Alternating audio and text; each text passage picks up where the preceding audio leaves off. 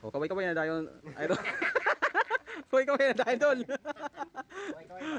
Kaway-kaway ba? Oh, nahuman na yun, nahuman.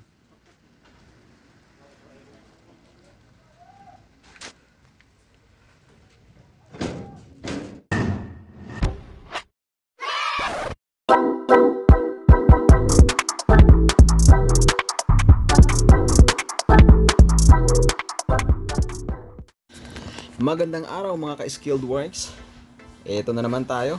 Aarangkada na naman si Urgent Works dito sa junk shop ni Boss Noel. Ayan, so problema dito, bisagra, hindi naka-align at putol yung mga tornilyo. So kailangan nating buhayin yung mga tornilyuhan at babaunan kung kailangan. Then picture mode muna tayo. Syempre, pogi tayo dyan. Gunggong! Barinig kita sa mukha! So okay, papapansin nyo guys, yung laylayan ng bubong medyo bulok na. So kailangan natin palitan yan at linisin. Then after mahinang, syempre primeran natin ang anti-corrosion para hindi kalawangin. Then naglagay na rin tayo ng sealant sa mga siwang na hindi pwedeng hinangin. Then after nyan, yun na nga, saka natin i-align yung pintuan bago natin ibalik yung quarter panel niya dyan sa driver side. So driver side pa lang ang natapos dito mga ka-skilled works. So after nyan, lilipat na naman tayo dun sa kabila. So ito yung outcome niya, pasensya na niya. Pagpasensya niya na po dahil primer lang yan. Dahil repair lang talaga ang ginagawa ko dito. Then after nyan, lipat tayo sa passenger side. Lagay tayo ng mga safety precaution, mga harang at tela na basa para nang sa ganun hindi masusunog yung mga loob ng sasakyan tulad ng leather ng upuan at syempre yung mga wirings at saka yung ceiling. Ayan. So ayan na nga, nung nakita ko ng ganyan ng itsura, so medyo mahaba-haba yung ipapabricate natin na laylayan ng bubong.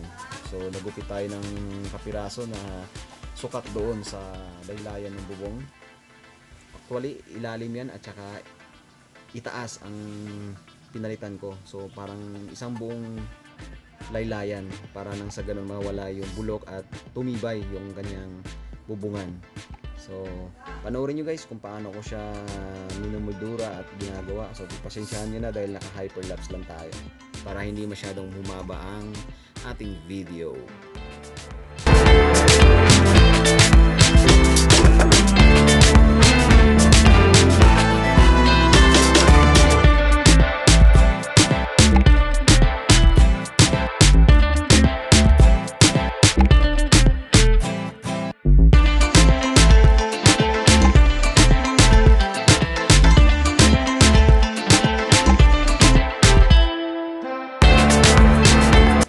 Then after ko mahinang, ginrinder ko yung mga pinaghinangan, then yung mga excess na kalawang, dumi, inalis natin dyan para prepare tayo sa primer anti-corrosion. So kailangan gawin yan guys after maghinang, lalo na na-oxidize yung yero. So kailangan natin i-anti-corrosion yan para tumagal yung ating pinaghinangan, no? So parang ako lang ata gumagawa ng ganito. Actually nagpipintura rin kasi talaga ako, kaya alam ko din yan paano gawin.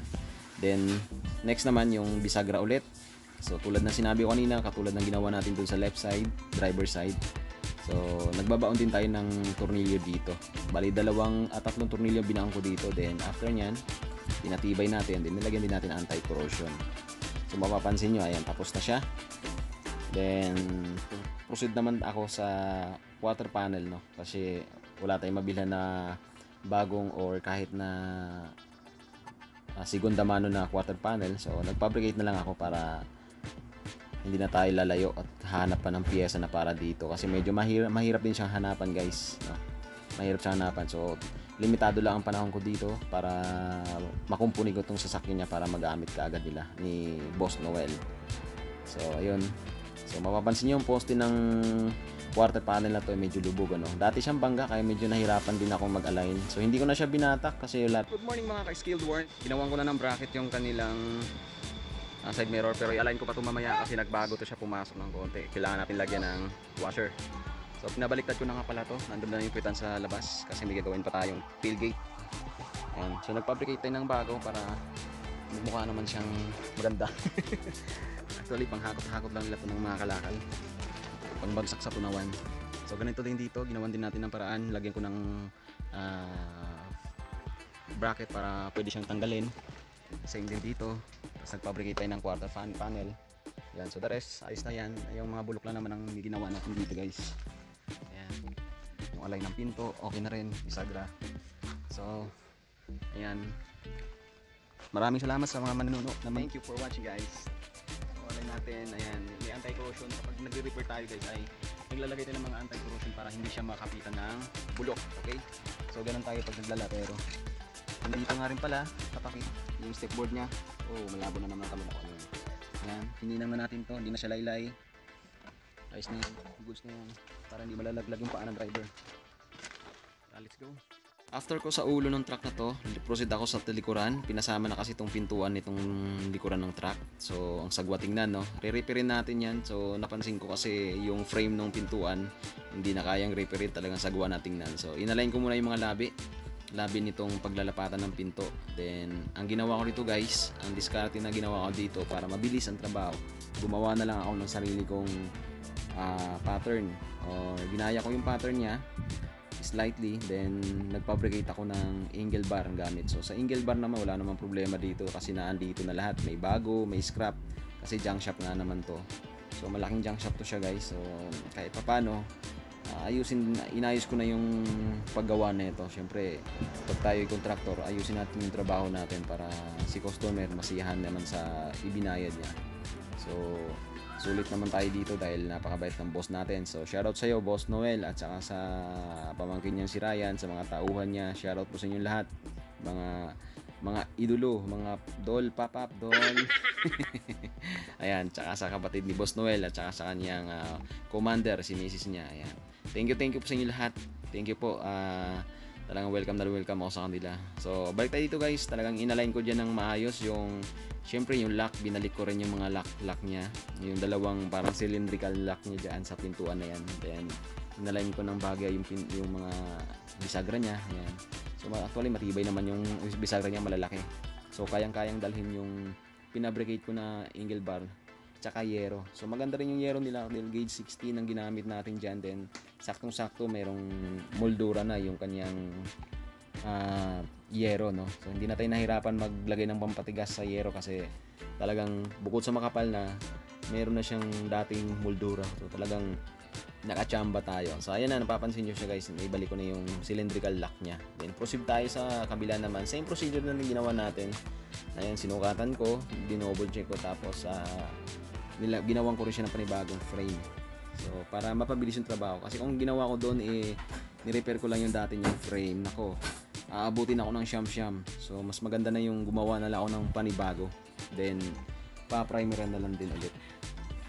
So ayan, maraming salamat guys sa mga nanonood dyan. So paki-like and share na naman po, at paki-comment naman kung may gusto kayong katanungan, at i-double check natin yan, at agad-agad kong sasagutin yung inyong mga katanungan. So maraming salamat sa mga bago pang dito sa ating YouTube channel. Don't forget to like and subscribe, at pa-share ng video please, at para makatulong din po kayo sa akin sa ating munting vlog.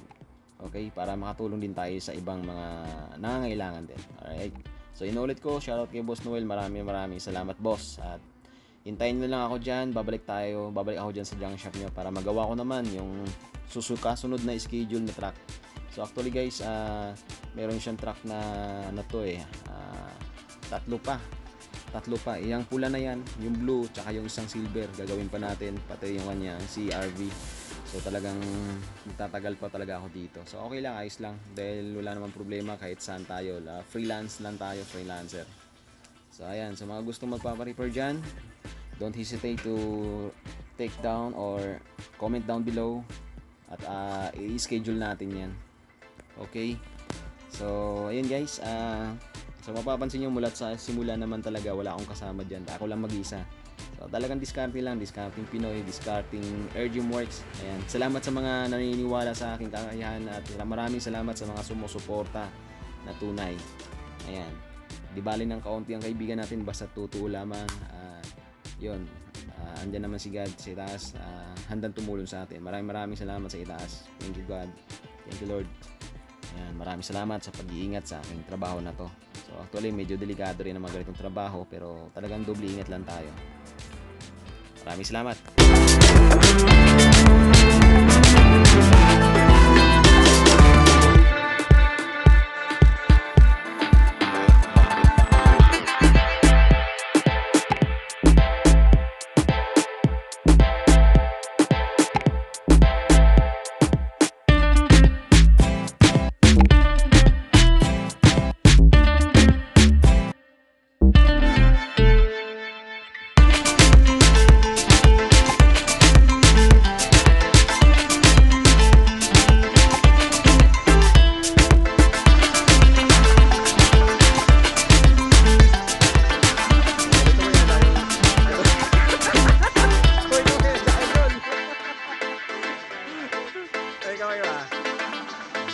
Baguio, Nauman.